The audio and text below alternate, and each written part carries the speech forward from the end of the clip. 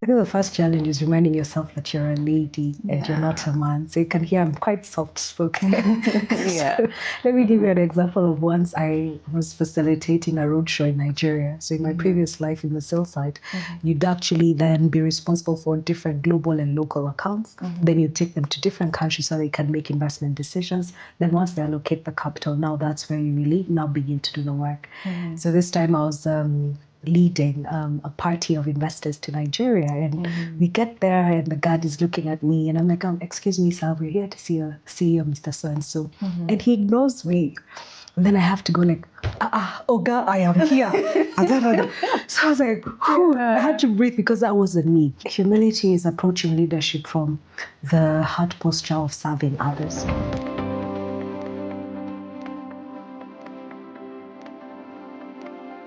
Hi, and welcome to another episode of the Her Leadership series, where we spotlight the trailblazing women in the business, finance, and economic space. In this episode, we are thrilled to feature a remarkable leader in the finance space as she shares her journey to success and the lessons that she has learned along the way. Thank you so much, Amy. I feel quite privileged and honored to be part of this series, and I can't wait to hear all about the other stories for the other women that you will be covering. Thank you. Absolutely. So we'll just jump into the journey. Looking at your 18 career in the investment industry, what does that look like? And what inspired you to pursue a career in investment banking? When you say 18 years, it feels like it was the other day. So when you actually reached out, I had to think about how many years it has been. Yeah. I'll maybe give you an overview of how I got in, what are some of the key things that have been quite exciting for me, and where I'm at now. Right. So I stumbled into this space because in high school, I really loved accounting. And the reason I loved accounting was because of my teacher. She was called Mrs. Njoroge. She was just nice. I think everybody else was rough. I do come from a home where there was a divorced home, so I didn't have a lot of nurturing in that space. But however, in school, I didn't get into trouble with her. She actually noticed there was something a bit amiss, and instead of punishing me, she actually began to nurture me. And because of that, then I had such an interest in accounting, and I scored an A. And with that, then I followed on with ACCAs as I was pursuing economics at the University of Nairobi.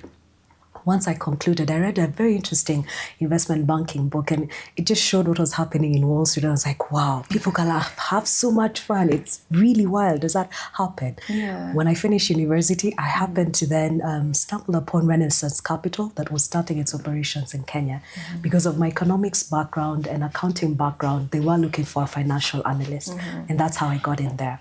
But interestingly, Amy, I didn't come into the firm as a financial analyst. They're looking for somebody to help them coordinate travel logistics. So you're calling hotels, booking buses. They had a flight of 40 foreign investors coming from Russia. So they needed someone to coordinate. So my day-to-day was, I need to get a hotel, I need to get visas, I need to get immigration, I need to get meetings. So looking for meetings with all the listed companies. That was for a month. But then thereafter, then other opportunities opened. And I think just by the push, especially from my mom to just work, I used to work 16, 18-hour days. And I had rough bosses. So that's how I really entered into the space. But then now moving in, I do realize that it was really more of a destiny call, I imagine, because my passion has really been questioning why is there adverse poverty in Africa, yet we're always saying that the bulk of the resources are here. So I think just that curiosity of understanding. And then secondly, having worked in the capital markets, understanding that you can curate wealth and people can become wealthier by generating value, by having businesses that are listed. So that curiosity is what kept me in the space. And I'm here. I did the sales side, which is working for investment banks. I worked with Equity Investment Bank, African Alliance, Exotics, Renaissance Capital. I even had a stint as a consultant. I was determined for the financial empowerment of Africa. That didn't quite pay the bills, or I didn't get the business model. Then now I joined the Nairobi Securities Exchange. So I think with that, I've really truly been privileged to have different voices here, see different ways of addressing challenges, but more importantly, be able to link global capital with local opportunities. Right. So then that really ties in into my current role, where then I'm part of a team that's responsible for the listed entities. And our work this year is how do we get them more into the investor space? How do we look to the Middle East? How do we look to other economies? And more over and above that, how do we get more companies to be listed? Because that's, I think, the crux of generating value for businesses and for families and for people for generations to come. Oh, wow, that's fantastic. What a beautiful and inspiring journey. That's quite the profile. And in this sector, as a woman navigating such a male-dominated industry, what challenges have you faced and how have you overcome them? I think the first challenge is reminding yourself that you're a lady and you're not a man. So you can hear I'm quite soft-spoken. So let me give you an example of once I was facilitating a roadshow in Nigeria. So in my previous life in the sales side, you'd actually then be responsible for different global and local accounts. Then you take them to different countries so they can make investment decisions. Then once they allocate the capital, now that's where you really now begin to do the work.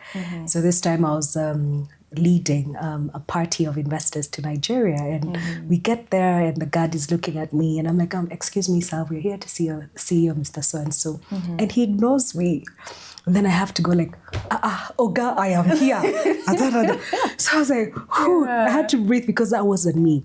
So it's getting those nuances of, okay, I'm not a man and I don't want to be a man. Let me also give you a second example. I did sit at the Conza Technopolis board when they started off, and I also had the privilege of being a chief of party for stakeholders that we were taking to Korea just to understand how the economy had grown, especially in the tech space. And in Korea, again, it's a space where women are not quite invited into the boardroom. So I noticed in the initial meetings when I'd speak, they wouldn't hear. So you had to now apply wisdom, and we had gone with the then governor of Makueni, Mr. Kivutha Kibwana, His Excellency. So then anytime I wanted to make a point, I'd have to now go that way because they would listen. So it's not to say that it's good or bad, but what you do realize, whether you're a woman or a man, that as you're growing in leadership, there's space for your insights, which is your technical acumen, and being able to contribute. But then what is probably more important is your wisdom. So knowing how to speak and always focusing on what's the objective. How do I relay the message? So sometimes it might be, it's not through me, it's through somebody else. Sometimes I hear in different forums, ladies are like, don't serve the tea, but you're like, sometimes when you serve the tea and the person says thank you, then you can, whisper something. So those have been the nuances.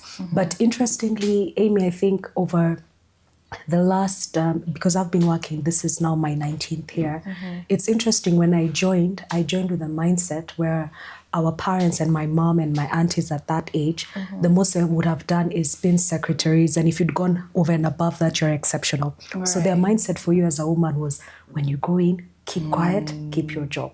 Then now fast forward to today, to your generation. And your generation is like, I'm not a woman, I'm not a man, I have a point, please listen to it. So there was always that, it's in between of, okay, what side do I sit in?